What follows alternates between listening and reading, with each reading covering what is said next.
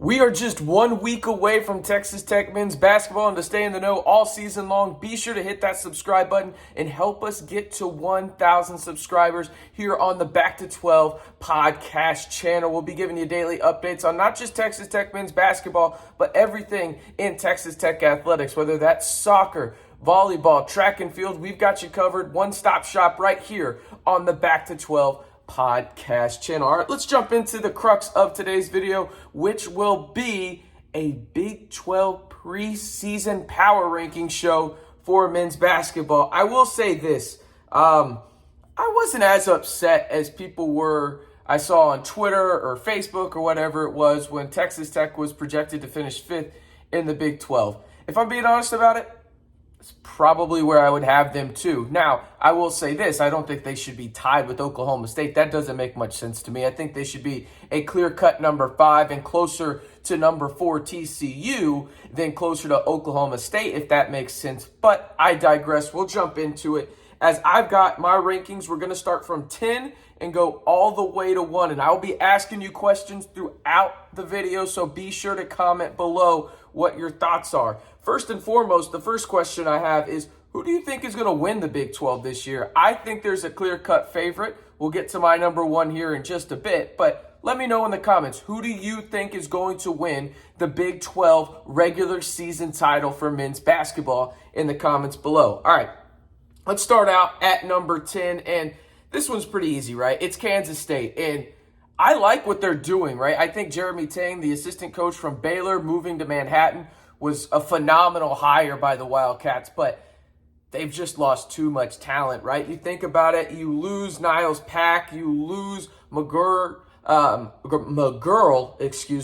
as well. One to transferring to Miami, the other one just to graduation and losing eligibility. You pick up Keontae Johnson, a first-team All-SEC guy from Florida, but remember, he's the guy that has health issues. You don't know exactly what's going on there. Obviously, he was cleared enough to play, but you worry that maybe there could be some health concerns there. But overall, I mean, I like what the Wildcats are doing, especially on the recruiting side. I think Jeremy Tang is going to absolutely do a phenomenal job there, but it's the first year for them. I expect them to finish 10th in the Big 12. At number 9, you got the Hall of Famer. Congrats, Huggy. You got into the Hall of Fame. Well overdue, in my opinion. I've got the Mountaineers, the West Virginia Mountaineers, at number 9. Looking down at my notes, you think about kind of who they've lost and everything like that. It was just a lot of guys. And you look at who is going to take over for them, and Jimmy Bell Jr. is the guy that kind of stands out in terms of maybe he can make a bigger impact for Huggins. You also have to remember they got the Manhattan transfer and Jose Perez. You don't know how that eligibility is going to work because of the situation going on at Manhattan. And Perez was the MAC Player of the Year, the Mid-Atlantic Athletic Conference, not the MAC, but the Mid-Atlantic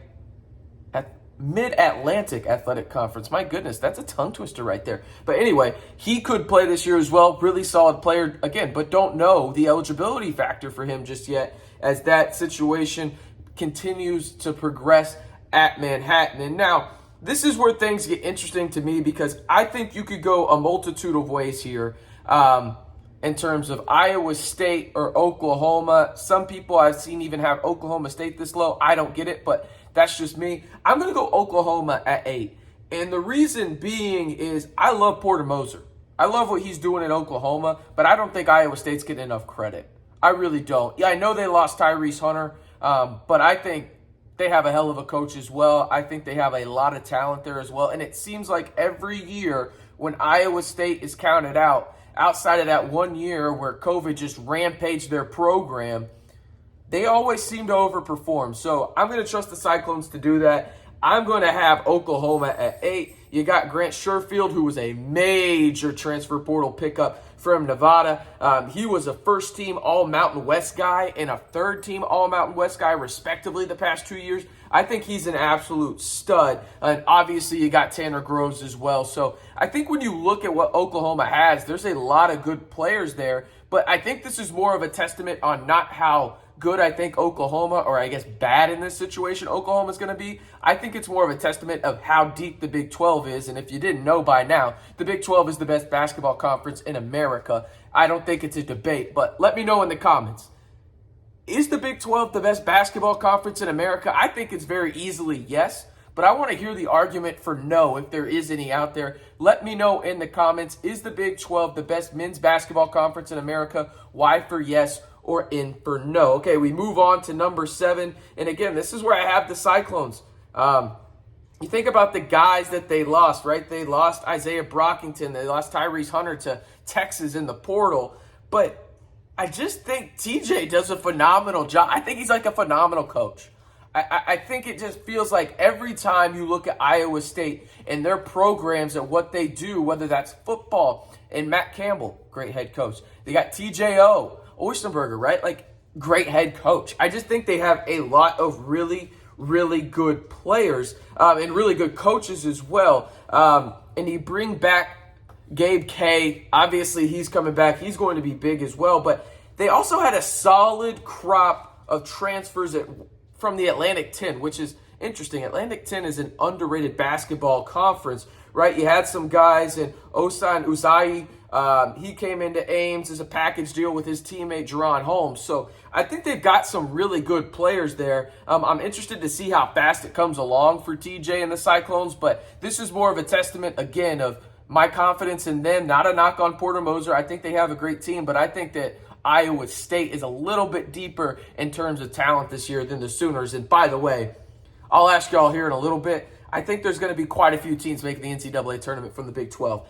At number 6, I have the Oklahoma State Cowboys. And again, as I mentioned, leading up into this top 10 list, I think it's very clear, in my opinion at least, there is a clear top half and a clear bottom half of the Big 12. And now I think there's 3 teams in the bottom half that go together. I think there's 3 teams in the top half that go together. And then I think there's a clear bottom 2, and I think there's a clear top 2. So there you go. That's kind of how I think about this. But you think about some of the players that are coming back for Mike Boynton. Obviously, the name to know is Avery Anderson. He was a unanimous all preseason first Big 12 teamer. You've also got Bryce Thompson, who started his career at Kansas, obviously transferred to Stillwater. And then you've got, arguably maybe the best center in the Big 12, and Musai Sissa, who transferred originally from Memphis, but now is here at, Kansas, or Oklahoma State, and he was the co-Big 12 Defensive Player of the Year. I think when you look at what Oklahoma State has, they have a lot of star power, but who's going to step up around them? That's the big thing for me. Now, at number 5, I know Texas Tech fans aren't going to like this, but I do have the Red Raiders. This is where I have them. And really what it comes down to is this. The 4 teams that I have ahead of them either returned a crap ton of guys or just absolutely destroyed the portal or the recruiting cycle for high school. That's what it came down to. And Texas Tech did that as well. But I think those teams just did a little bit more or had a little bit more returning. You got to remember, Texas Tech has 3 guys returning that played minutes last year for them. That's it. Kevin O'Banner, Daniel Bacho, and then you got KJ Allen. One of those guys really didn't even play that very many minutes. And now I know what you're thinking, RC, they do this every year. And you're right. But I think you have to give credit to these teams ahead of them in terms of how far they went in the tournament, what they're returning as well, and what they added on. So do I think Texas Tech could finish higher than 5th? Absolutely. But I also think that at the same time, this is where you need to put them in the preseason. So you think about it, you got Kevin O'Banner coming back. I don't know how the hell he wasn't on the all Big 12 first team preseason team. That made no sense to me. But I get it from the perspective of what Texas Tech lost. You think about it, Terrence Shannon, Kevin McCullough, Adonis Arns, Bryson Williams, Marcus Santos Silva. You lost a lot of guys, but you also brought a ton of guys in. You got Jalen Tyson, who was an early enrollee from the transfer portal. Remember, he committed to Texas Tech, flipped to Texas, didn't like it there, went in the portal, and ended up back at Texas Tech. You got Devion Harmon. You got Pop Isaacs. You got Lamar Washington. You got Daniel Bacho coming back. You've got Fardaz Amik, who is going to play valuable minutes for this team once he comes back, and Mark Adams thinks that's going to be before Big 12 play. I think Texas Tech is going to be a very, very good basketball team, but I think right now, when you look at what they have on paper, I think you have to put them at number 5. And now, this is probably where I switch it up a little bit and really go against the grain. And I have Texas at number 4. Some people are going to think that's blasphemous. That's fine. I think Texas did a great job at getting talent in, whether that was Tyrese Hunter or other guys, right? You think you got the really good freshman class. Obviously, Morris has his issues off the court. Dylan Mitchell is obviously an immediate impact player, a top 25 player in that class. But you lose guys like Andrew Jones. You lose guys like Jace Furbs. You lose guys like Courtney Ramey, Trey Mitchell, Devin SQ as well. But you bring a bunch of guys back as well. And Marcus Carr, Timmy Allen, who's obviously great. And then you add a guy that was the freshman player of the year last year in the conference at Iowa State, and Tyrese Hunter,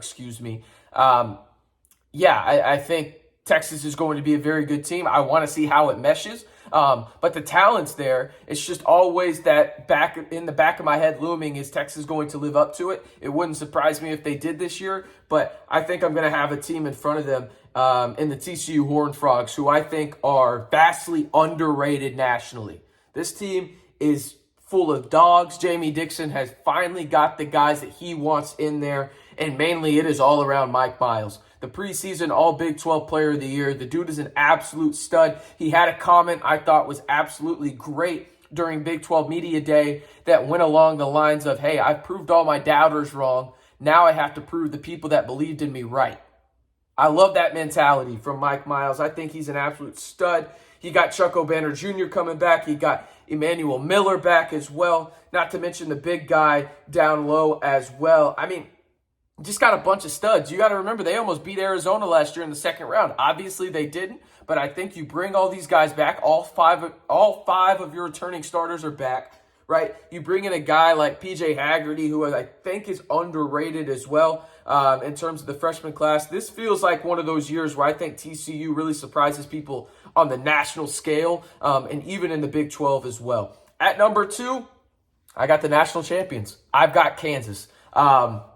And I'll tell you why here in a second, but one more reminder, be sure to hit that subscribe button for Texas Tech and Big 12 news all season long. We're giving you daily updates on Texas Tech. We're providing the latest Big 12 news as well. I mean, shoot, I went on Twitter. If you haven't followed me over there, at RCMB323, talked about the Big 12 media rights deal over there, which is a home run type thing for Texas Tech and as all of the Big 12 and its new members coming in, getting more money after you lose Texas and Oklahoma. Bob Bowlesby would never. So be sure to hit that subscribe button to stay in the know on not only Texas Tech all year long, but the latest in the Big 12 as well. All right, so I have the champs at number 2. You think about who they lost. You lose Ochai Agbaji, you lose Mitch Lightfoot, Remy Martin, David McCormick, and then Christian Braun also left for the NBA draft. You got Jalen Wilson, who is an absolute stud coming in. Obviously, you gain Kevin McCullough from the portal, and we know that Kansas always has a great recruiting class, whether that's Grady Dick, who was the National Gatorade Player of the Year last year, or others. They always bring guys in to replenish. They never rebuild at Kansas. They always reload, and that is why I have Kansas at number 2, and it also helps that you got a Hall of Fame coach in Bill Self. But at number 1, I'll be honest with you. I think this team is in a tier of their own. You know who it is. It's Baylor. I mean, it hurts to say a little bit as a Texas Tech alum. You can see the stuff behind me, but Baylor's really freaking good, man. They are really good. Scott Drew is, I mean, what he has done at Baylor, specifically in the past 5 years, unbelievable. Unbelievable type stuff. You think about who they have coming back and who they lost, right? They lost Jeremy Sheehan. They lost Kendall Brown to the NBA. Matthew Meyer obviously transferred to Illinois. And James Akinju lost all of his eligibility, right? But you think about the guys they have coming back. Flo Thamba, LJ Cryer, Adam Flagler, Jonathan Tachua, right? I mean, just studs, right? And then they went out and they got a ton of dudes, right? And BYU forward, Caleb Lennard, Loner, and then you also got Jalen Bridges, who transferred in, and I haven't even mentioned their best player. Their best player is Keontae George, right? My bold prediction, maybe it's not so bold, but I think Keontae George wins Big 12 Player of the Year. Not Freshman of the Year, Big 12 Player of the Year. Keontae George is a top 3 pick in next year's NBA draft. You're going to hear Victor Wembanyama, you're going to hear Scoot Henderson, and then you're going to hear Keontae George. That should be the top 3 picks next year in the NBA draft. All right, that's going to do it. Again, I'll run through the list from 10 to 1 and get out of here. Kansas State at 10, West Virginia 9, Oklahoma 8, Iowa State 7, Oklahoma State 6, Texas Tech at 5, Texas at 4, TCU 3, the national champions, at least the defending national champions, Kansas at 2, and then Baylor at 1. Do you agree or disagree? Let me know in the comments. And one last reminder, for everything you need to know about Texas Tech athletics and Big 12 news, be sure to hit that subscribe button to stay in the know right here on the Back to 12 podcast channel.